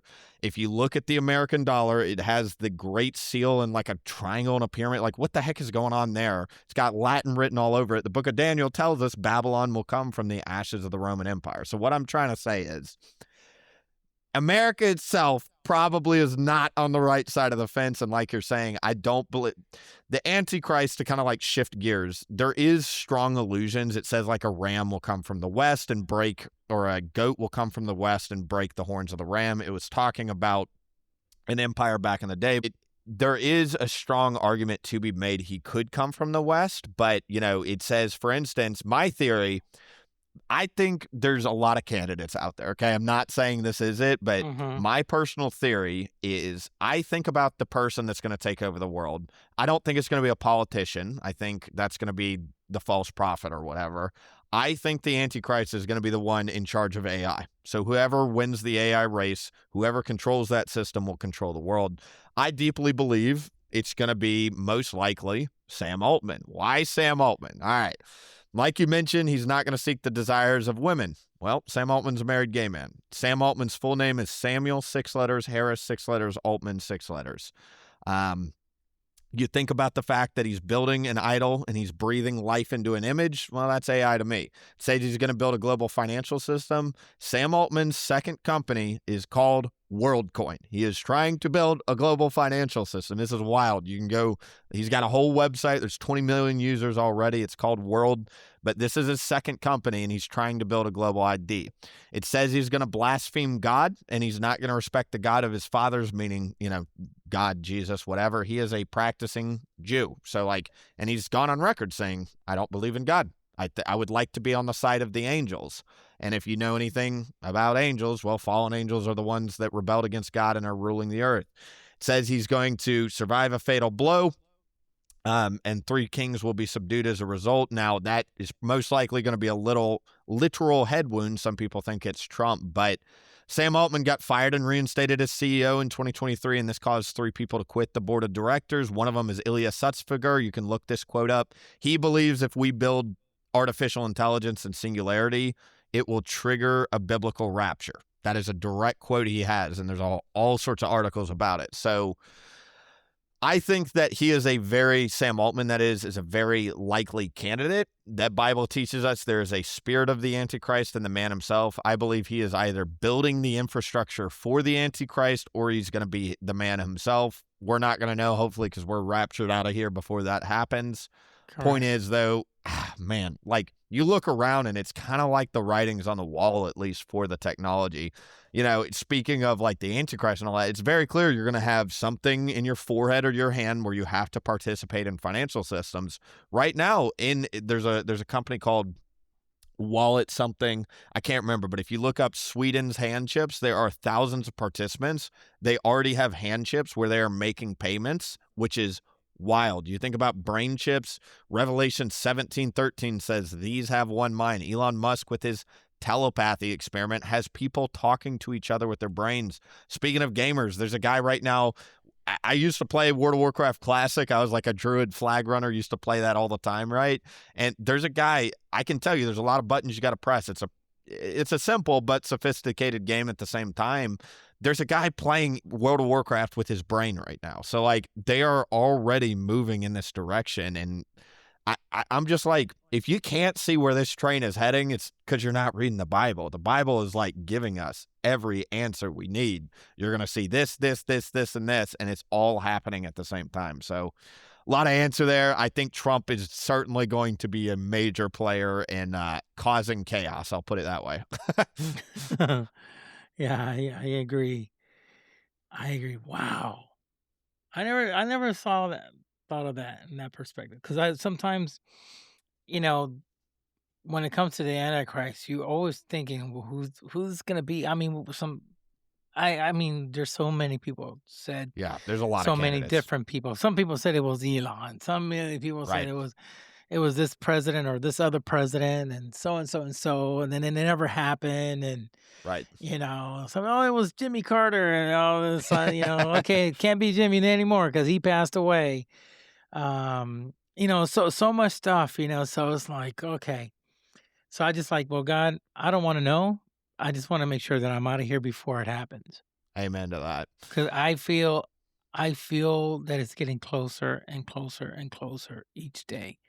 There's moments that I wake up at 3:00 in the morning and I'm like, did I stay? Because I looked, my wife wasn't there next to bed, and I'm like, it's completely dark. I go out and I'm freaking out. I go to the bathroom and there she is. She's in the bathroom. I'm like, oh, man. But then you know what that makes me realize? That I need to fix myself up. Spiritually, I need to get hotter, because the Bible says that the tibio, what's tibio mean? Lukewarm. I will spit you out. Oh, spit you out. So I was like, oh man, I'm lukewarm here. You ain't lukewarm. I need to fix myself up. I'll say, obviously there's a lot of topics out. People can teach it a lot better than me. There is a promise in the Bible, and obviously if you don't know what you don't know, God will protect you. But like, there is a promise on how to get sealed. I'm not going to get into it today, but it's about the Sabbath, and it's something I think people have to discover on their own. But, it's more than anything. God just says, pray you're counted. One of these verses says, pray you're counted worthy on the day of the Lord. So if you're just asking God, saying, listen, take me with you, I believe he'll answer that prayer. And I don't feel like you're lukewarm at all. You're, as long as we're reading the Bible, and like he's talking about these Christians out here. Like I was watching this video. I did this stream yesterday where we were watching these like billionaires or whatever that were claiming to be Christian, and you can see their fruits of like, I mean, come on, anybody can say, Lord, Lord, did we not talk about you? And like, there's nothing against, I'm sure there are true believing billionaires out there, but you can see how they talk about company monies, and it's like they're not even aware of the times they're living in. You know, they're talking about getting richer mindset. This one guy comes on talking about alchemy, and I'm like, that's divination in the Bible. Why are we talking about alchemy? You know, he's like, this is modern day alchemy, running companies. And I'm like, whoa, whoa, whoa, whoa, whoa. So point is, though, like, and it's like you're saying, they're really, it's more excitement for the true church and believers. And like, anybody that is getting afraid at anything I'm talking about, I'm not bringing it up to bring fear in your heart. I'm saying if you're afraid, it's because maybe you're on the wrong side of the fence here. Maybe we need to start cracking open the Bible, whip it out of the dusty Bible out of the nightstand, you know, because it's, even as a new Christian, like I'm reading it as if I'm cramming for a test right now, because I'm like, it's happening. It's so clear it's happening. I need to be as well versed in that thing as I can to just help people understand, because there is this sense of urgency. It's like I said, it's not fear. It's not laziness. I'm not going to go selling my car and my house and quitting my job. I'm knowing the hour, waking up as many as I can, and just saying thank you, God, for whoever we do save, because the margin, again, just think about the margin here. It's either eternal burning or being an eternal ruler. It's like flipping a switch one way or the other, descending. And if you can save one person, just the one, everything I'm doing down here is worth it. Just the one. Correct. If I get Just one the extra one, yeah. person in heaven, same with you and your ministry, it's like, dude, think how happy God is going to like give you the biggest high five up there. It's like, thank you for saving my son or daughter. Thank you. You know? Amen. Amen.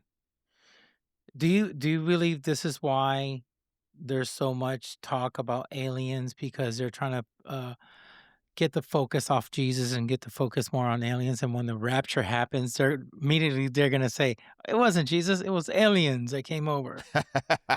Yeah, I mean, I've heard other Christians talking about it, but when I say, like, I'm truly like, that was like a God thing one night where he's like, they're talking about aliens because they're going to have to explain when Christians disappear. I believe this is a promise in the Bible. There will be global wars raging. So I think they're also going to say it's military technology. I think we're going to see all sorts of and I think part of like how people are going to get the mark of the beast, they're going to try and roll it out to all the soldiers first. They're going to say, put these brain chips in to become cyborg soldiers or whatever. That way we've got extra like, they're going to play every card they can possibly play to explain the non-Jesus way of how this happened. And I also think, you know, speaking, and I'm not attacking my brothers and sisters out there, even people that don't believe yet, because you're the same as me, whether you realize it or not. Nobody's going to be praying for each other. There's going to be no true like believers who have been studying this stuff, explaining what's going on, because the people that are left are going to be the lukewarms, people that aren't aware that, and like, it's crazy to think about a world where they are going to say aliens just raptured out or abducted a bunch of people. I had a dream the other night, you know, God, I'll say right now too, if anybody wants to have these, ask God for dreams. He's been giving me so many dreams. Every night before bed, God, if you want to show or teach me anything, give me a dream, right? And I had a dream the other night of like, there was this house party going on. There were people half naked, dressed up in a giant mansion, and they were all dancing around asking for aliens to abduct them. And then the party ends, and then in the morning, I was the only one left in the house. The landlord comes, and he's like, by the way, you owe $250,000 on this month's rent. And I was like, this is not my house. And I believe God was saying this is a metaphor for people who reject Jesus. What's going to happen? You're going to get stuck in this world that doesn't make sense. They're going to be explaining all this stuff away, and then in the morning, you're going to get stuck with the cosmic tab. You know, when you go out drinking and your buddies all leave the bar and you've got a $200 tab you have to pay? You're going to have a cosmic tab. You see all this evil stuff Satan and humanity did? You're going to have to pay this. And it's like, whoa. Like, he'll give you these crazy dreams like that. And it's like, he's such a good teacher. He'll help you like, for me, he's even used, you know, like games. Like, you know,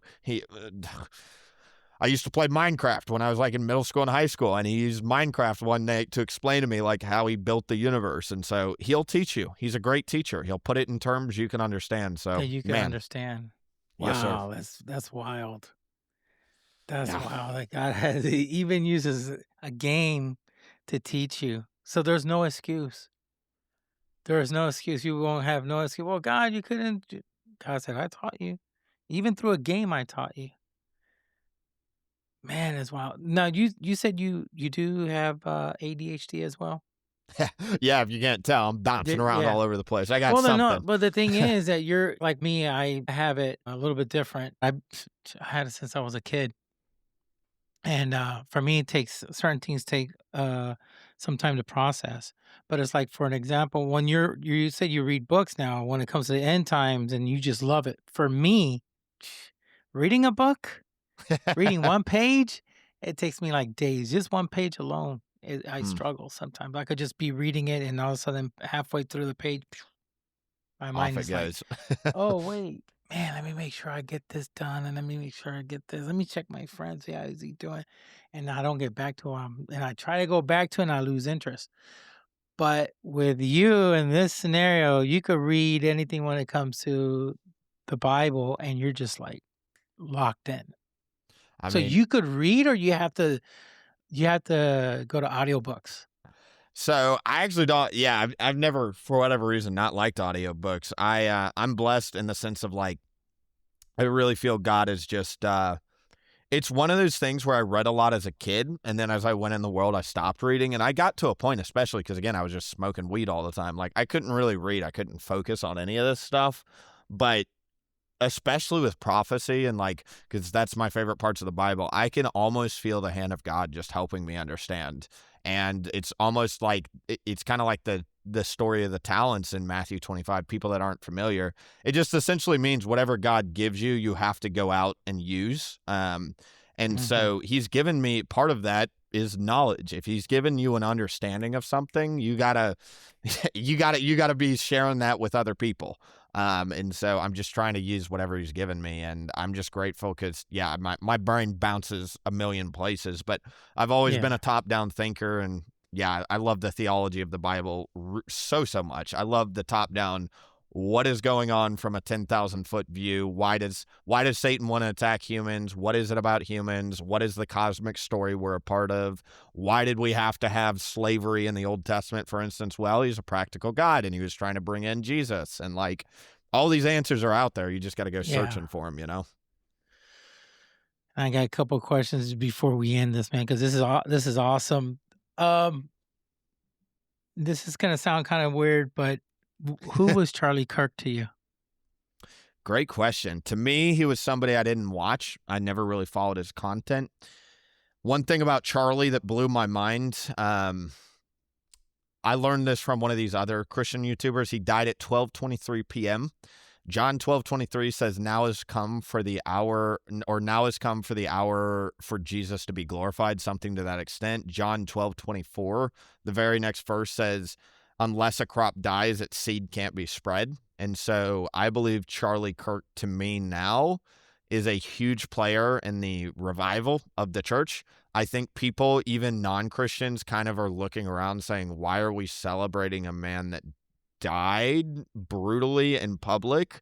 And it's kind of alarming how many people are like, yeah, but he, like, I've seen so many people saying he had it coming. And I was like, that is off. Like, do we even respect each Yeah. other anymore? And the answer to that is look at the world. No, we do not. We have walked away from God, and like, there is no such thing as like, what is it, subjective morality. So when we start going down this path of we get to decide, look at the world we're living in. There is a golden standard for the moral compass. It's called God, and we've walked away from it. And man, the theology of the Bible, people that don't know too, like we're born with wicked hearts. Sin is an action, but it's also an inheritance. So like you've got a virus inside of you. It's like Agent Smith in the Matrix or whatever. Like, yeah, a lot of Matrix talk, I guess, but you know, he infects the entire citizens, and that's kind of what's going on in the human experiment. We are all infected now, and just like the Matrix, Neo, if you remember in that last movie, spoiler alert, but he has to die. That's the only way he can end it. He has to die. And by dying, he frees himself and he doesn't give in to the virus. And that's what Jesus did. So like, I don't know. It's Charlie Kirk to me. I think anybody talking about Jesus in this hour is sent by God, because truly the harvest is plentiful, but the laborers are few. Pray that he sends out more laborers. We need more people talking about the truth of the Bible. Truth is exclusionary by definition, and Charlie ultimately gave his life for trying to spread that truth. Yeah. Wow, that's a good that's a good that's a good way to put it. I just want to know because some people say that he was one of the like a prophet in the last days that gave his word, and the way he passed away, and he was so smart, Yeah. very intelligent. He would have been a future president if he wanted to run for president. He would have won easily. Easily, because when he went even to Gavin Newsom podcast, he he just like took Gavin's like, listen, don't try to compete with me because you're gonna get destroyed. And Gavin tried and he couldn't. At the end, Gavin Newsom said, "Any pointers you could give me?" And he says, "No, I'm not gonna give you any pointers." To that point, So it was just Yeah. very funny, But yeah, I believe God used them a lot for the youth, and I'm just like, dear Lord, who are you gonna send out now that could take his place, But guess what? We just wait. I mean, God is using a lot of people, and I think God is what's gonna be using more is the youth themselves, I like hope so. yourself, and gonna bring more people to the Lord. William, brother, it is so much fun. We could go on for hours and make this podcast even longer, but I know you're very busy. You have a tight schedule. I would love to bring you back on so we could touch up on some other stuff, Sure. like getting more depth into more of the end times. I just wanted to get more of the feel of your near death and what you felt and what went through. But then, God, like from then and beyond, God had a big purpose for you, and He is giving you a lot of wisdom. And I think this wisdom is for a reason. He's going to use you a lot to reach out to the youth and get them, prepared for what's coming. And I think I believe with all my heart, God is going to use you even more. I think this is the beginning of your ministry. This I is nothing, appreciate man. that, man. And it's like, I'm sure you feel the same way too. Like, who am I? Like, my story is a story of God's grace. And like, I don't take credit for wisdom. It's either God or people that I'm studying from, but like, he is truly trying, like, if anybody out there, and I know a lot of men of my generation especially, if you're lacking purpose in your life, you have a huge calling right now if you're willing to step into it. He needs people out here warning people, and like, there's no going back once you discover that it's true. You're going to be like, because, your work's going to be done very, very soon. I think, again, we're like 3-5 years away from the rapture happening, maybe even less. Again, if it happened today, I wouldn't be surprised. And like, the work's going to be done. You're going to be in eternity chilling with God and Jesus. And like, don't go up there saying, I should have done more, Yeah. Awesome, man. You know what? I want to bring you back. I don't want to take too long and wait months and months and months. I want to bring you back because I want. There's another topic, but I want to study more in depth. And I don't want. I know you probably already know, but I want to talk about the Book of Enoch when you come back. Ooh, I got to study up on it. I haven't read it formally, but I know kind of a lot of the top down. I'll read it before we get brought back. When you come back, just real briefly, can you just tell everybody your socials, where they could find you, your Instagram, all your stuff? Just go ahead. Stage is yours. Yeah, sure. The best place probably, I've got it all linked on like my YouTube videos. If you go to YouTube, it's William Pope YT. It looks like William Poopy T, but William Pope YT. Not the best branding by me. You can reach out on Discord. I've got Instagram, Twitch, all under the same handle, but we're just making content about the end times. We're in the middle of a series right now called Rapture Decoded, where I grilled these AIs, and I know AI is kind of hallucinatory, but I've just given it strict instructions. Only analyze the Bible. Tell me what you think about when it'll happen, how it'll happen. Puzzle pieces maybe humans have missed, and it's a lot of it has already been discovered by humans in the last 2,000 years. There's some pieces where I'm like, wow, it's if even a computer system is telling us that it's going to happen extremely, extremely soon, that should definitely tell you that this is not a matter of human opinion anymore. So that's what we're doing, and then we cover a lot of content about the end times. So that's what we're doing. That William Pope YT. There you go. Thank you so much. Well, folks, there you have it. There you have it. Please give the man a follow. He's phenomenal. He's a young man, really nice. And I will plan for a revisit so we could touch on other topics. William, don't go nowhere. Okay, folks. Thank you for tuning in. God bless. Peace. Bye.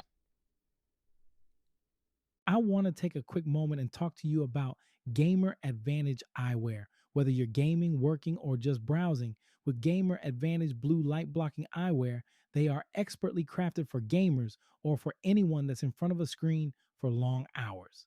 Featuring Resme lens technology, these glasses are engineered to minimize digital eye strain and shield your eyes from the detrimental effects of blue light. Doctor recommended, potentially boost focus, and significantly enhance sleep quality, ensuring you stay at the top of your game. Visit gameradvantage.com for more information and use promo code Rascals at checkout to get 10% off your purchase.